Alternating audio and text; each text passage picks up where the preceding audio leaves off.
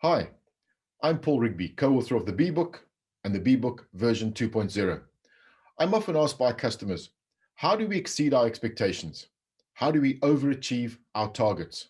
How do we bring home the honey? Well, the answer is pretty simple, really, is become an upstream leader. What do I mean by this? Put the fires out before they occur. Think ahead, think upstream. Stop firefighting and start upstreaming. Now, we've had this issue of COVID-19 for quite a while. Most countries have had it since March 2020. What we've got to do is stop using COVID as an excuse. We've got to learn to work within the boundaries. We've got to be resilient. We've got to be entrepreneurial in our thinking. We've got to act. Action changes things. Now, a lot of people have put a lot of work in the last couple of months. And I'd say, as a leader, what you need to do is be a little bit more empathetic. Everybody's got different issues with COVID, from loneliness to whatever the reason is.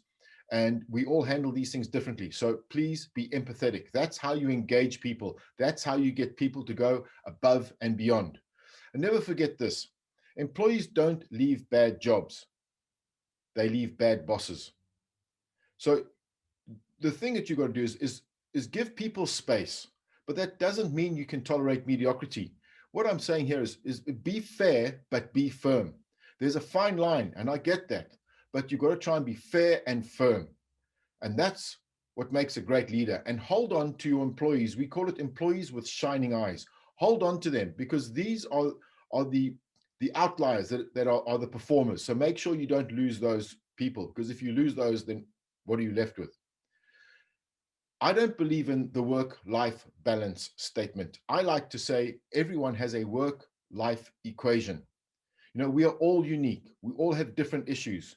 We come from different cultures. We're different sexes. We have different religions. So we're different ages. So what I say is we're in the business of people. We are in the people business. And if you do not understand people, you do not understand business. So treat your employees as individuals and treat them with respect. If you do that, they will do amazing things. And I always like to say, become a learning maniac. When people are learning, both on the job and informal learning, then they are more engaged. So I think it was last week I read a quote. 4 years, it was in Harvard Business Review, and it said, in 4 years, you'll have to relearn 30% of your job. That's quite a powerful statement. So I'll just leave you the thought: learn, unlearn, relearn. And what you got to do is you got to get as many people to the front of the boat as possible. You know, look at who are your paddlers, who are your passengers, and who's trying to sink your boat. You've got to engage them. Try and get as many people to the front of the boat as possible through whatever method. And we discussed that in Be Engaged workshop. I always like to say, be tough on the issue, be tender on the heart. And for those who refuse to change, the message is clear. And I'm talking about the people where you've put in as much effort as you can, but they just refuse to move. In the book, the character is called Leg Bottom. He's got 20 years experience, 1 year, 20 times. And he just refuses to have an open mind and look at new ideas. So these people, we've got to give them what I call a managed exit. You get rid of them in the correct way, of course. You do it legally and legitimately, and you do it with a bit of empathy as well. What you got to do is you got to make the big decisions. That's why you get paid the big bucks. And if you don't, then what? You know, having different rules for different people is a major disengagement activity. You saw the previous slide where 20% of the people are at the front of the boat. These are the 20% of the people giving you 80% of the output. We want to try and get 40% of the people giving us 160% of the output. So we need to think seriously about how we treat everybody and whether we tolerate bad behavior, mediocrity, etc. Think about that. If you don't tolerate bad behavior and mediocrity, you have a higher chance of achieving your results. I often say to people, when is a good time to change? You know, try these. No thanks. We're busy. We don't see the trees for the forest, as they say in English. Yeah? Change is hard. Implementing the strategies in the next financial year, it's going to be tough. How do you do this? Well, you've got to win over the hearts and the minds of employees. Ensure people see it and feel it. If they cannot see it and they cannot feel it, you will probably not achieve the changes that you want. You won't reach your expectations. So when is a good time to change? Now. It's always a good time to change, but sometimes we don't see why. You've got to allow people to see that the future is better than the present. And the way you do this is to stop firefighting and start upstreaming as a leader. And some people will know this story about Buzz the Bee walking along the beach. A whole lot of starfish had been washed up on the beach, and he was throwing them into the sea one at a time. And an old man was walking along on his daily walk, and he said to Buzz, "Hey, what are you doing?" Of course, Buzz said, "I'm throwing these into the sea." He says, "But it won't make a difference." And as Buzz threw the next one into the sea, he said, "It'll make a difference to this one." And he picked up another one, and he said, "It'll make a difference to this one." And that's really the whole thing about being a great leader, is helping people see that they can all make a difference. I like to say we are all leaders of change. We do it in what I call the inch pebbles versus the milestones, one small step at a time. We can't change the whole world today. We can't change the whole business today. But if we start doing it in small inch pebbles, by the end of the year, imagine what we could achieve. So please remember the starfish story. Now, there'll always be those that have hundreds of excuses as to why they cannot or do not want to change.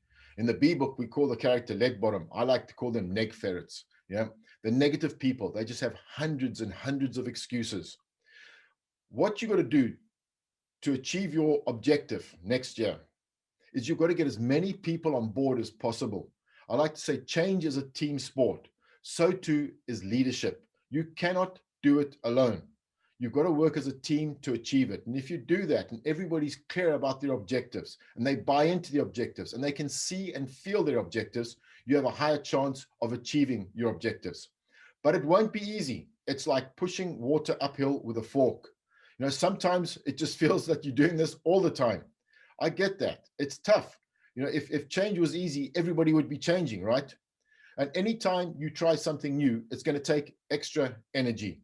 So look to your colleagues for support. Collaborate, collaborate, collaborate. Remember this: information is not transformation, and you cannot deliver the objectives on your own. You need to disseminate the information, because information is power, but holding the information is not power. Disseminating the information is power. This is what great leaders do. And you need to keep the urgency up. You need to make sure that urgency is the foundation of everything you're doing, because without urgency, you're going to struggle. And you need to overcome what I call paradigm paralysis, like leg bottom. You can't see beyond the forest. Yeah. So you need to help push this water uphill, and you cannot do it alone. You need to work across cultures, across departments, across sites, across offices, across countries. That is how you will achieve your objectives. And of course, everybody talks about the silos. We need to break down the silos. Silos are not good for business. They are obstacles that are in the way of progress. Break them down as soon as possible. Do not tolerate mediocrity. Do not tolerate bad behavior. What the silos do is they stop the information flow and they disengage employees and they reduce productivity. What you also need to do is have a great story. All leaders have a great story. In this case, the elephant story, you got the 5 bees and they're blindfolded. Now, each bee will go back to the hive with a different story about the same thing, but no one will give a story about the elephant. One will tell a story about the tusk, for example, one about the ear, one about the tail, etc., one about the trunk, one about the foot. What you need to do is break down the silos so that each team, they can tell a story about the elephant and they are all coming from the same place. Keep it simple, make it crystal clear, and make sure everybody's collaborating so they all have a similar, if not the same, story. Now, you need to understand where you're heading. As I said earlier, if you can't see the future is better than the present, why will you change? Why will you put in the effort? So you've got to encourage more and more collaboration. Tell stories about your strategy. Embrace what we call the elephant, the rider, and the path. The elephant represents emotion, the rider, the rational, and the direction is obviously where we're going. And the path are the obstacles in the way of progress. As a leader, you've got to be more empathetic. We've discussed that. So you need to talk from the heart. You need to buy people's heart, probably more than the head. But as a good leader, you get agreement from the heart and the head. And then you need to show them the direction, show them where we're going, and your job really is what I call the CHRO, the Chief Hurdle Removal Officer. You've got to remove the obstacles that are in the way of progress. And you've got to be honest with people. Do not sugarcoat bad news when communicating to employees. Bring reality into the conversation, into your stories as soon as possible. And I like to say, tell the terrible truth more often, but do so respectfully. And you've got to see the big picture, and everybody should try and see the big picture. This is not just the senior leadership team, everybody, because if everybody can see the big picture, they will know how their job fits into that big picture, which part of the puzzle it forms. So please make sure you're crystal clear in that. So you got to bring the money, bring home the honey. What you got to do is you got to work as a team. And I like a definition I read from the Harvard Business Review recently. A team is a small number of people with complementary skills who are committed to a common purpose, who are committed to a set of performance goals, and an approach for which they hold themselves mutually accountable. Mutually accountable. I repeat that. Everybody's got to be accountable with 100% responsibility. So to create an environment where we improve what we call improving the social script, the culture, where people want to win, they want to contribute, they don't leave their hearts and minds at the door. We need to stop firefighting and become upstream leaders. Try and solve the problems before they occur, so to speak. And remember this, we are all leaders of change, okay? And this is one of my favorite quotes. Coming second means you're the first loser. And this is why it is important. This is why it's important to implement what we call agility. And it's used quite liberally in the business world.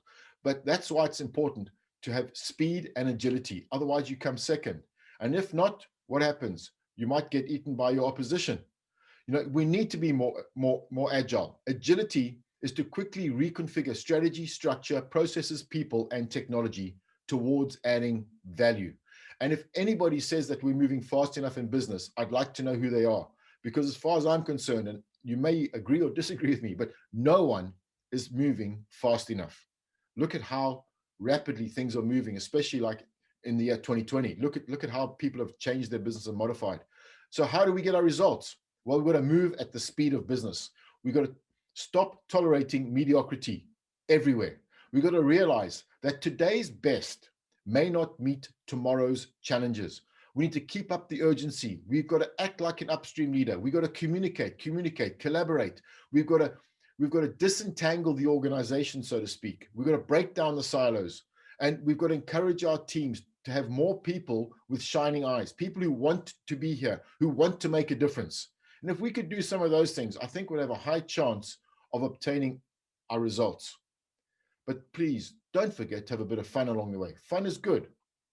Now, the last thing I'd like to approach, almost closing here, is to deal with uncertainty. In this uncertain world, you must become comfortable with uncertainty. That is why leaders are employed. We are employed as leaders to deal with uncertainty, but we must not lose focus. Uncertainty is why we're here. So please make sure you have a plan B. And remember, you'll also need a plan C and a plan D, because often things don't go according to plan B. And we need to take time to celebrate. You know, we always work for a better tomorrow. But when tomorrow comes, instead of enjoying, we think again of a better tomorrow. Take some time to appreciate today, to celebrate the short-term wins. Plan to win and plan to celebrate the wins. This is important. The inch pebbles versus the milestones. And don't forget, small wins are the oxygen for change. Small wins are the oxygen for success. We achieve success one step at a time, starting now. So thank you for listening. I'll leave you with these three great quotes. All progress takes place outside the comfort zone. In order to succeed, we must first believe that we can. The way to get started is to quit talking and start doing. Remember, act. Action changes things. I wish you every success in turning your nectar into honey. Nectar makes honey. Honey makes money. Thank you. I wish you success in achieving your targets. I wish you even more success in overachieving your targets. And I look forward to seeing you soon. Thank you very much.